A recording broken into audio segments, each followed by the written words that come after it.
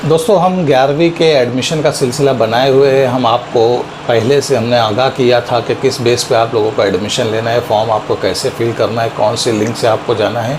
हमने आपको पहली वीडियो में बताया था कि आपको कैसे आपका फॉर्म फिल करना है, किन किन बातों का ध्यान देना है। हमने कोशिश की आवाम को आगाह करने की कि आप लोग फॉर्म भरते समय कुछ इंपॉर्टेंट चीज़ों पर तवज्जो दें।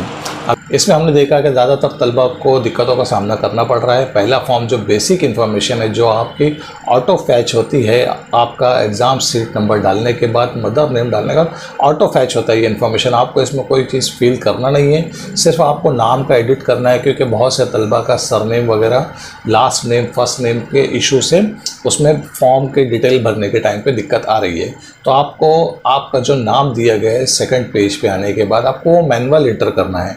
मैनुअल एंट्री के बाद उसमें जो नल ऑप्शन आ रहा है NULL, तो आपको वो ब्लैंक कर देना है, हटा देना है। इससे आपके फॉर्म को कोई दिक्कत नहीं है। क्या कि बच्चे लोग क्या कर रहे हैं, अक्सर दिक्कतों जो आ रही है, सवाल जो हमारे बीच में बने हुए हैं और जो सवालात लेके हमारे पास लोग आ रहे हैं, इसमें यह है कि पहला फॉर्म भरने के बाद जब सेकंड पेज पे जा रहे हैं तो लॉग आउट हो जाता है या लॉग आउट कर दिया जा रहा है, और आपके पास ना ही कोई आईडी है, ना ही कोई पासवर्ड है, और सिक्योरिटी क्वेश्चन का भी आपने प्रॉपर आंसर दिया नहीं है। जो भी आपको समझना है आपने इंटर कर दिया है, बट आपको जब एंट्री करना है, दोबारा आईडी पासवर्ड रीसेट करना है, तो आपको वो क्वेश्चन का आंसर पता होना ज़रूरी है। आपने कौन सा क्वेश्चन सेलेक्ट किया ये भी पता होना आपको ज़रूरी है, और उसका आपने क्या जवाब दिया। आगे हम बात करें फर्स्ट पार्ट कंप्लीटेशन के बाद आपको जब सेकंड पेज पे या सेकंड फॉर्म पे आपको जाना है, सेकंड पार्ट आपका जो दिया है उसमें आपको कौन सा स्कूल आप सिलेक्ट करना चाहते हो, इसमें क्लियर कट दिया गया है।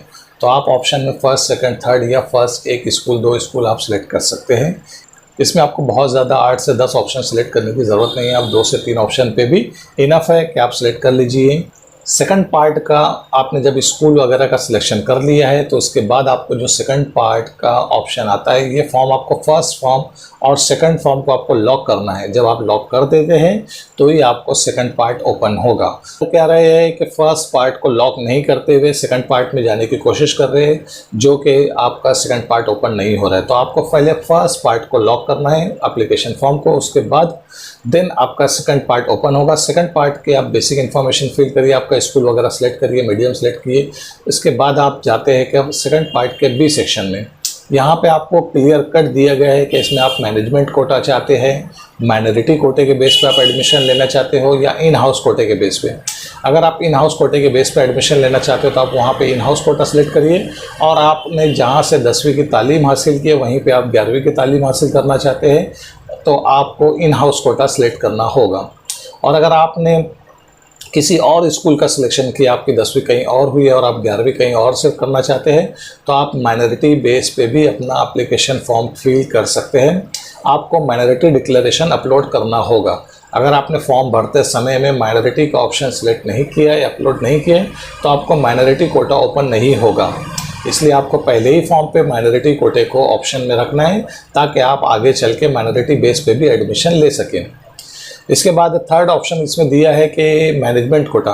अगर आप चाहते हो कि मैनेजमेंट से आपका दाखिला हो जाए तो आप मैनेजमेंट से बात कर लीजिए, आपका जो डिटेल भरा हुआ इन्फॉर्मेशन है आप उसमें मैनेजमेंट कोटा सेलेक्ट कर लीजिए, ताकि आपको एडमिशन लेने में कोई दुश्वारी का सामना ना करना पड़े।